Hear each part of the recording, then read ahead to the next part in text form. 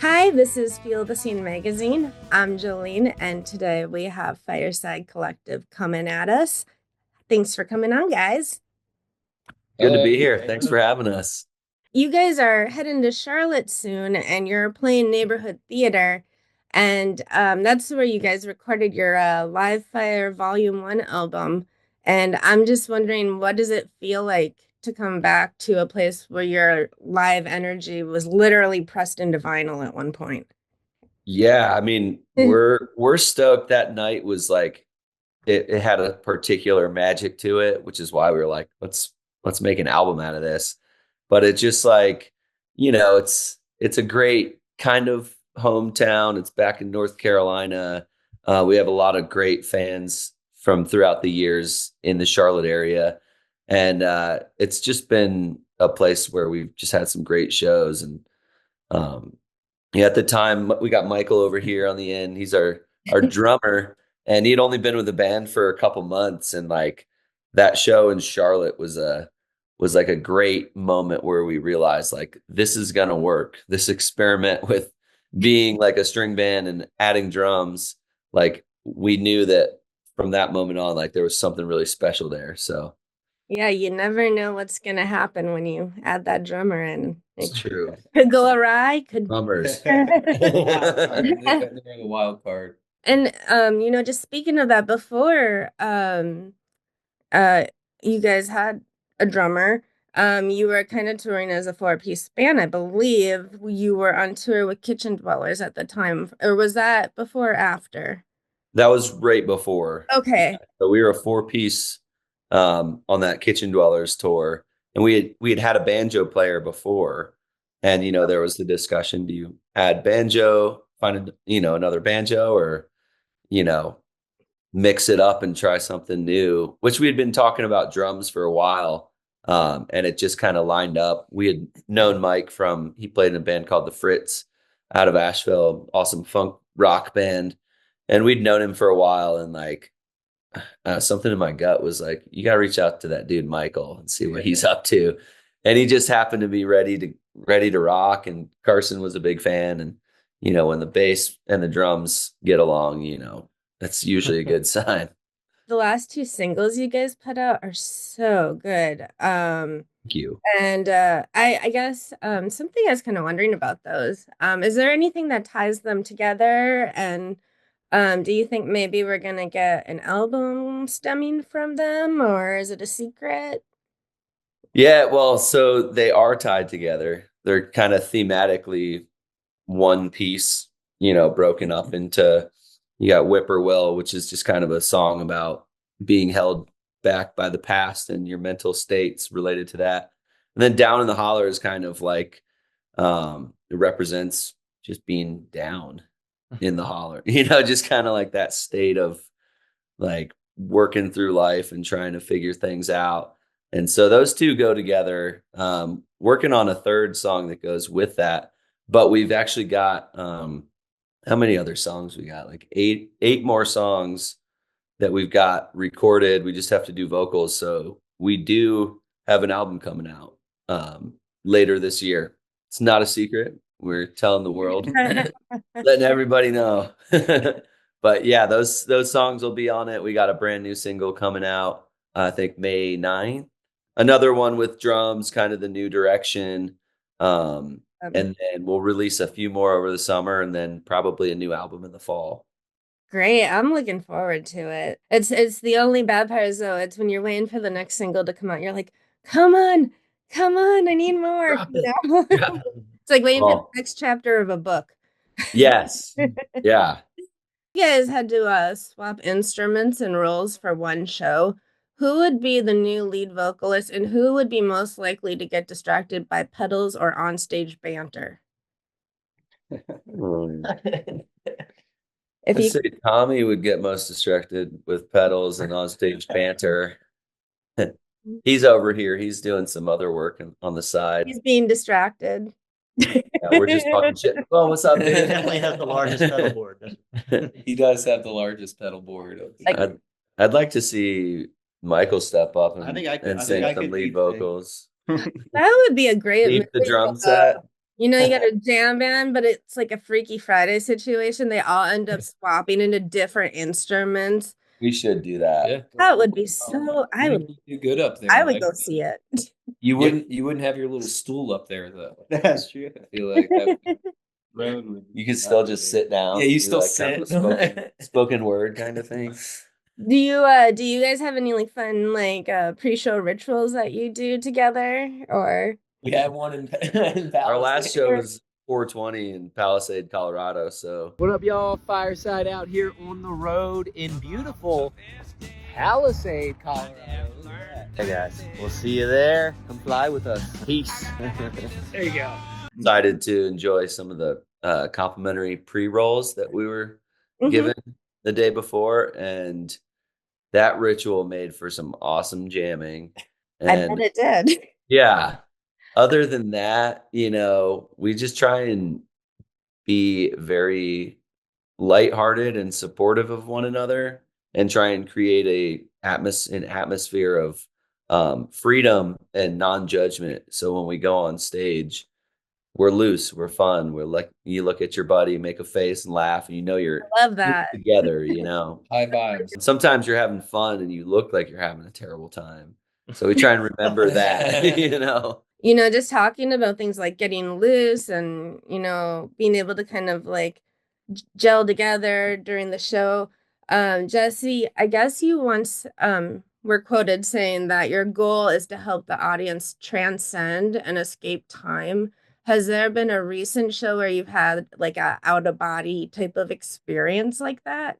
Honestly, the last show we just played, I was like, I was pretty stoned, and I hit a point where I was like, I could go in the quicksand place and question all my life decisions, or I can lean into it. And I looked over at everybody else on stage and realized We were all leaning in. they were all equally there. And then I feel like we all transcended ourselves.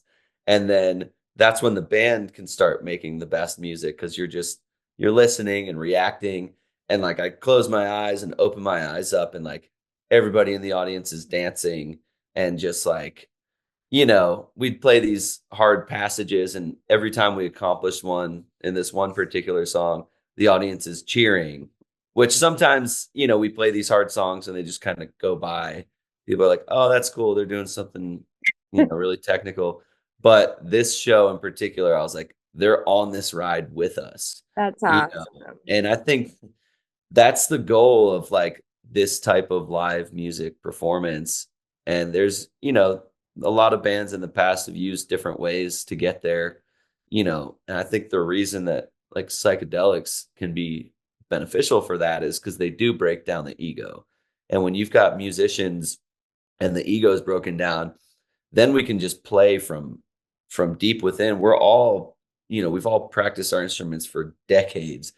Some of us been playing together for decades. So like, as soon as you turn off that thinking mind, and that like transcendent collective consciousness is open to flow, that's when the music is next level. And I think that's the key to all the great jam bands. And, we've been working on getting there for a long time. And recently it's been easier to access that place.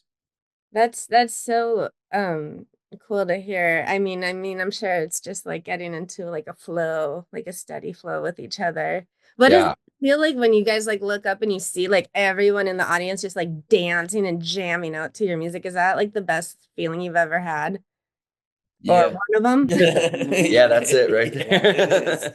And you're from Asheville. And I guess I was wondering kind of like how did all of that affect you as a band, and how is the music community doing up there? You talking about like the hurricane and everything? Yeah. Yeah. I mean, it was a weird experience, because like as a touring band, we didn't really lose that much of our normal like work. Like we lost a gig right away, and two of the main roads out of town were destroyed, and Right. one of them just reopened, and it's still slow going. But it was really hard, for me personally. I saw a lot of my friends who play in town, because it's a great music scene, and A It is. lot of people make a living playing, 5 nights a week right in town. And a lot of the, it was going into leaf season, so it was about to be one of the busiest seasons in Right. Asheville, Yep. and a lot of businesses were hit really hard with that. A lot of gigs kind of went on pause. Michael plays local quite a bit. Yeah. Um, Yeah, I lost quite a few gigs, local stuff, the Um, wedding gigs and like the events. That a lot of people- weddings. yeah, Yeah. like I know like Salvage Center basically got Yeah. Salvage station got Station. wiped out. So, Yeah. everyone that had gigs there lost their gigs. Yeah. Is there anything that people that are coming to your shows can do to keep supporting your town of Asheville? Keep coming. Like, it's Mhm. open. There's still great restaurant. I mean, downtown wasn't really affected that much. Um, and we want to rebuild, like the arts district needs people to come and help those businesses. There's a lot of great entities like what's Beloved Asheville is doing, like they've been raising a lot of money to help people who are displaced. Um, but I think the biggest thing is like Asheville is a tourist town. People travel to experience what Asheville has to offer, which, we believe is a lot. We really believe in that. Beautiful there. I love going there. Yeah. Yeah. And so, people might think that maybe it's not still like a place to go to, because it Mhm. did get hit pretty hard, and some of those surrounding towns are still, it's going to There's- be years, yeah. you know. But I would say the best thing is like, keep coming. We still got great shows. We still have awesome artists who are based there. Still got, you know, all the outdoorsy stuff, and it looks a little bit different now, like with the way the water came in and like swelled up around all the waterways. Like it looks different, which is, So the next time I'm going up there is probably Spring Shakedown up at Oscar Blues. They're having Big oh, Sun, yeah. I think, is headlining, and so there's a lot of shows going on up there. I think people just don't realize it. So hopefully it's Yeah. picking up really soon, especially with the summer season is I, big concert season.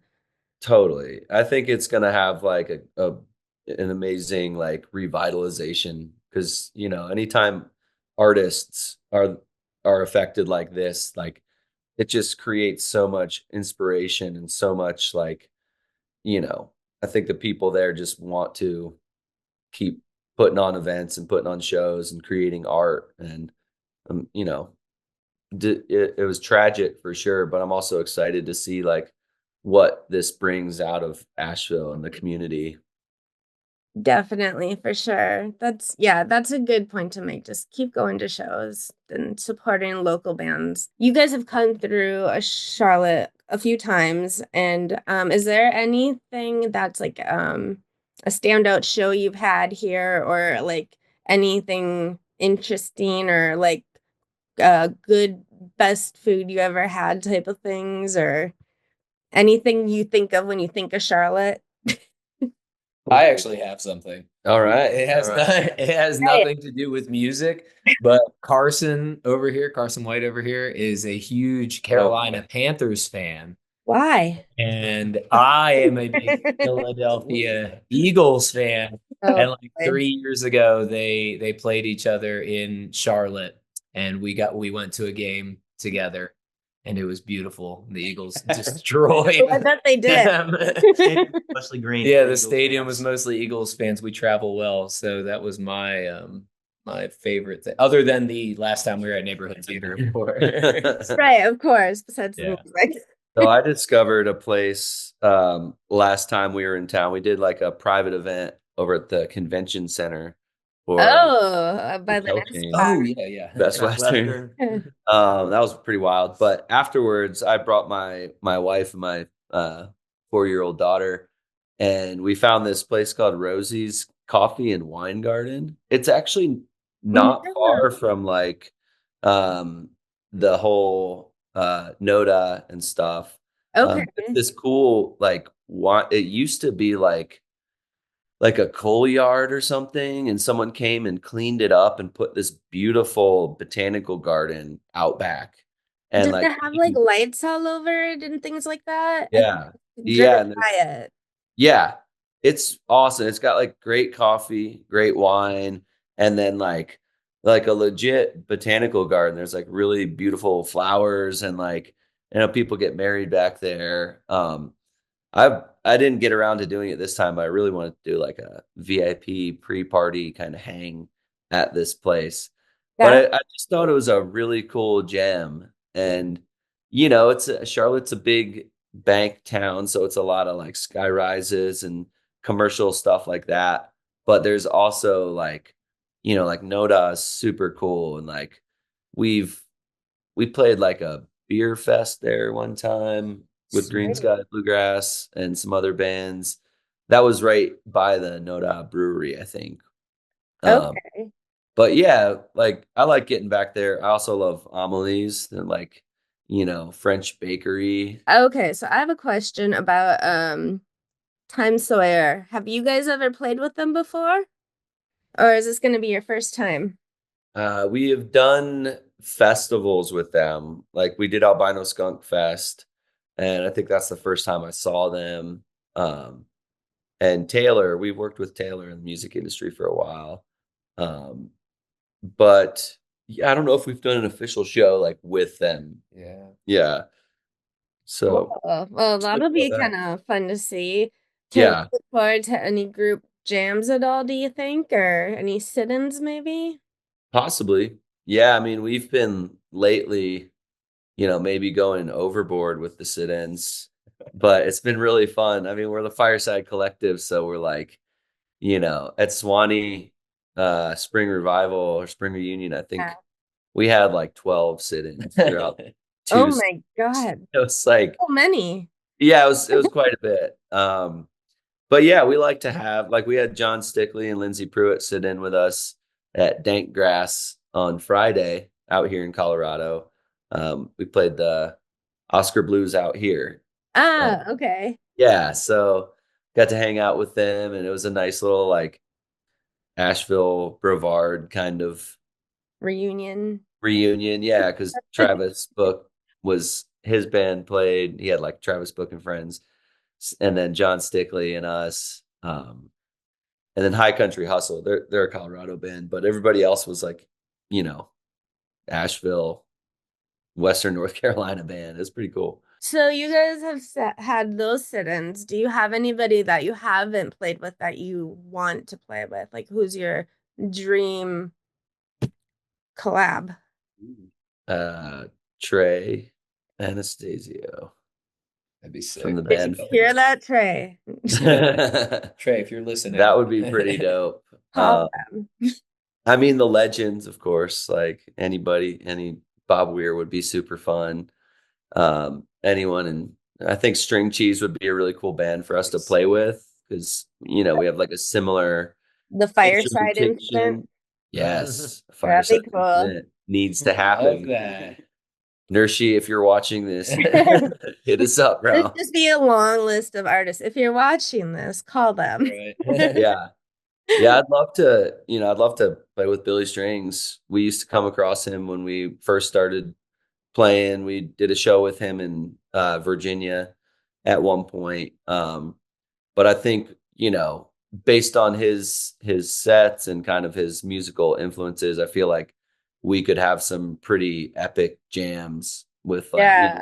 similar backgrounds musically. I think he'd have a lot of fun playing with us. He was showing me Tommy was showing me last night Nick Hexum from 311. He's been getting into bluegrass. Really? What? Really? He's like Tommy showed me literally Nick Hexum jamming at like bluegrass jams with like Sierra Farrell and like some people that we've played Yeah. it similar. We grew up listening to 311. We literally Same. busted out a 311 song in our show on 420. Oh, that's awesome. It was really funny that Tommy last night was showing me like, Nick playing dobro and like acoustic guitar. Check Like, that out. yeah. So I'm like, maybe we can make that happen. That would be gnarly. That would be cool. Yeah. I'd I'd be also love to jam with someone like Maggie Rogers, who's, pretty like current. I don't know if she's pop, but she's like like, just a great songwriter and musician. Our tour manager actually went to the same high school as her at one point. So I'm like, you know, he knows her sister, maybe mention a word to her. She's playing with Bruce Springsteen. Like, it's time.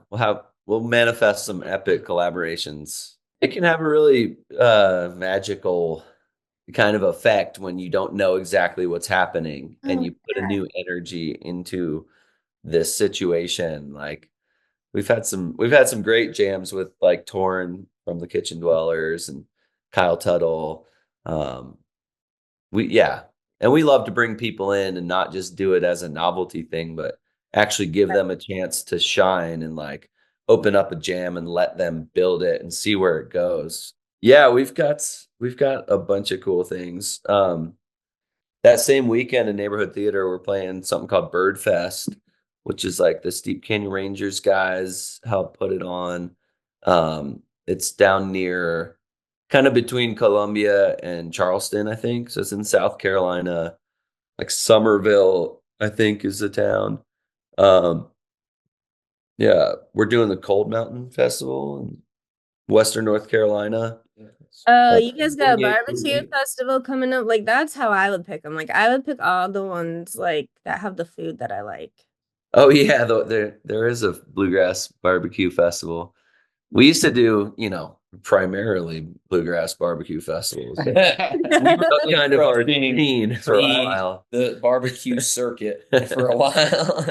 And like Bender Jamboree, like I wish I was going to that. Oh I'm yeah. still sad. That's kind of the highlight of this year moving forward. Like, That's gonna it's be an awesome. incredible lineup. I've never been to Vegas. I think a handful of us have never been. You've been I Western went, but Tour. I was too young to really enjoy it. Joey's excited about getting behind some slot machines. Yeah. Yeah. I like to roll the dice every now and then. Scott, our merch guy, is very excited. He's got like insider info. He was telling me about all these slot machine tricks the other day. And he said, you walk up and you look for this little number down here, and if it's this bonus, then you got a good chance of making something. You know what I like to do is I have too many of those frozen oh god, they're like giant slushies with Jaeger bombs in them. Hell yeah. But then when you find the slot machines, each button makes a different note, like it makes like a little noise. So I just get drunk and then I go and make little songs on all the machines, and that's Just make cool. music. I mean, Yeah. that's a and I cool once way won to do it. $100 doing that. So Yeah. All right. That's Keep the doing it. actual secret. If it's working, don't stop. Alrighty, what should we be excited for this show coming up? Well, I would say we definitely got some new music that people haven't heard live yet. Like, we got a handful of songs we've only played once or twice. And being that it's Charlotte and it's a special show, we'll probably bust out most of the new songs. Yeah, we got some really cool segues. We've been experimenting more with like leaving a song halfway through, going into another song, going into a jam, coming back to that initial song. And we're really kind of like elevating the set list right now. And Carson's going to be playing the show naked, so Yeah. you don't want to miss that. I forgot to tell you. I had heard that. I thought I heard that. Yeah. I think it's actually in the fine print at the bottom of the flyer. That's great though. I think I'm looking forward to it. It's gonna be such a good show. And this was really fun. It was great talking to you guys. You're so fun and nice and fun. Likewise. Yeah. Awesome conversation. Thanks for reaching out. Gonna be playing the Neighborhood Theater in Charlotte. Be at the Windjammer in Isle of Palms, South Carolina, with our buds Yonder Mountain Stringman, and then we'll be at good old Bird Fest, Pinewood, South Carolina. Yeah, guys. We'll see you there. Come fly with us. Peace. There you go.